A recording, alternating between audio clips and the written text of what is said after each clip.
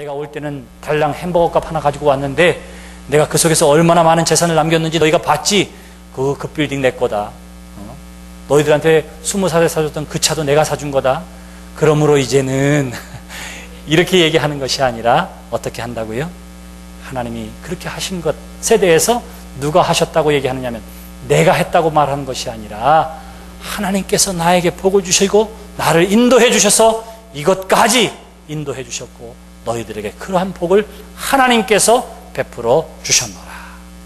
이렇게 아름다운 추억거리가 있는 신앙의 간증이 있는 과거를 지니는 여러분들의 삶이 되시기를 주님의 이름으로 기원합니다.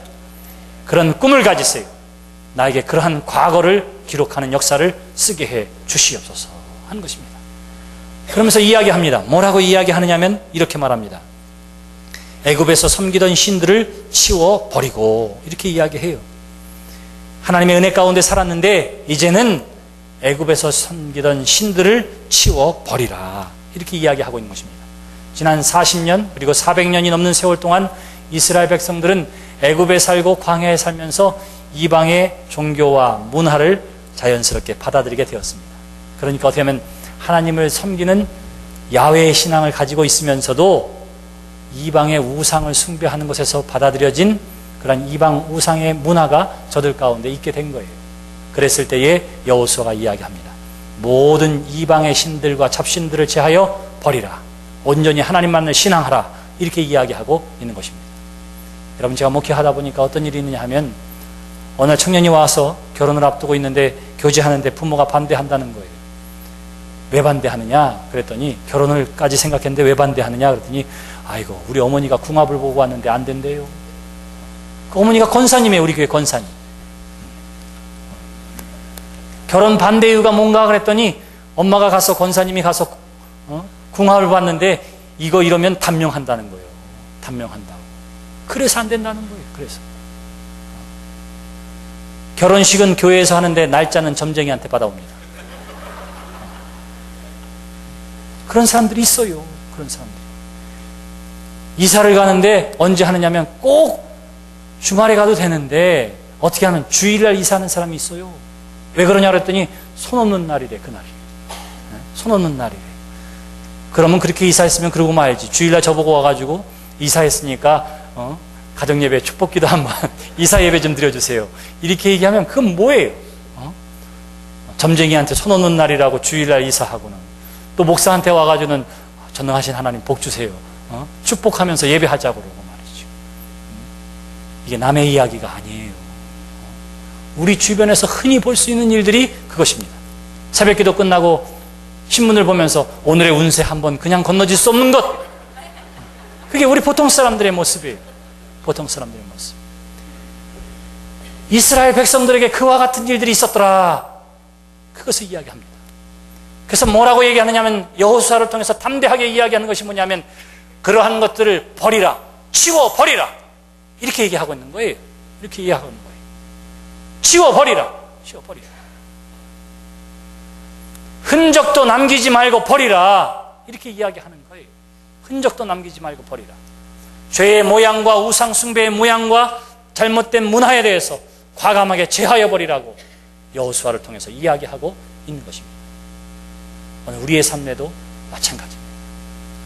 하나님을 예배하는 데에 오로지 하나님을 신앙하는 데에 잘못된 모양이 있다면 과감하게 떨쳐버리는 여러분들이 되시기를 주님의 이름으로 기원합니다. 난 궁합이 뭔지도 몰라요. 점쟁이가 뭐 하는지도 몰라요. 그런데 한마디로 다 쓰잘데기 없습니다. 날짜가 안 좋으면 하나님께서 바꿔주실 것이고 귀신이 따라왔으면 성령께서 몰아내 주실 것이고 그런 담대한 믿음이 있어야지요. 담대한 믿음이. 목사가 어느 날은 장례식 치렀는데 장례식을 치르고 났더니 누가 아기를 낳았대요. 그럼 어떻게 하죠? 가서 축복 기도해야 되는데 목사님 바쁘시고 피곤하실 때인데 다음 주에 오세요. 다음 주에 오세요. 아이고 목사를 이렇게 생각해 주는구나. 참 감사하다. 그랬더니 그게 아니에요. 뭐 했기 때문에? 장례식 치르고 그랬는데 어디 지금 아기 낳는데 와가지고 그러느냐. 이렇게 하더라고. 제 마음은 아직도 저를 생각해서 그랬다 이렇게 생각해요. 그러나 혹여나 그렇지 않았다면 그것은 뭐예요? 치워버려야 할 대상이라 성경 그렇게 이야기하고 있는 것입니다. 하나님이 보세요. 하나님이 아십니다. 하나님이 들으십니다. 신앙을 가장 했다 하더라도 잘못된 것에 대해서 하나님께서 아세요. 여호수아가 알았습니다. 그래서 백성들에게 이야기합니다. 치워버리라 하는 거예요. 오늘 대강절을 맞아 하나님 우리 가운데 임재하여 주시옵소서. 이미 오셨던 주 예수 그리스도께서 우리의 삶 가운데에도 오기를 기대한다면 이 여호수아의 말에 귀를 기울이시기를 바랍니다. 버려야 할 것을 버리는 여러분들이 되시기를 주님의 이름으로 기원합니다. 버리라고 하는 거예요. 버리라. 그리고는 이야기합니다. 오직 나와 내 집은 여호와를 섬기겠노라. 오직 나와 내 집은 여호와만 섬기겠노라. 이렇게 이야기하는 거예요. 여기 믿음의 사람의 지조가 있고 결단이 있는 거예요. 포기할 수 없는 신앙이 저에게 있었던 것입니다. 그래서 이야기합니다. 당신들이 어떻게 하든지 간에 나와 내 집은 하나님을 섬기겠습니다. 그래요. 그랬더니 백성들의 반응이 나와요. 뭐라고 이야기하면 16절 이하에 보시면 백성이 대답하여 이르되 우리가 결단코 여호와를 버리고 다른 신들을 섬기지를 하지 아니하오리라. 그래요. 우리는 절대로 하나님을 다른 신을 섬기지 않겠습니다. 이렇게 이야기하는 거예요. 지도자의 결단이 있고 믿음의 사람의 결단이 있으면 거기에는 영향력을 끼치게 되는 거예요. 여러분들이 믿음의 사람으로 믿음의 결단을 하면 그것이 어떻게 되느냐 하면 주변 사람들에게도 영향을 끼치게 되어지는 줄 믿습니다. 그러므로 이제는 우리가 결단해야 할 때라 이렇게 말할 수 있습니다. 하나님의 은혜와 은총을 받았던 경험했던 우리는 이제 예수 그리스도의 이 땅에 오심을 기다리는 대강절 두 번째 주일을 맞이하면서 과감하게 결단하는 신앙이 우리에게 요구되어지는 줄 믿습니다.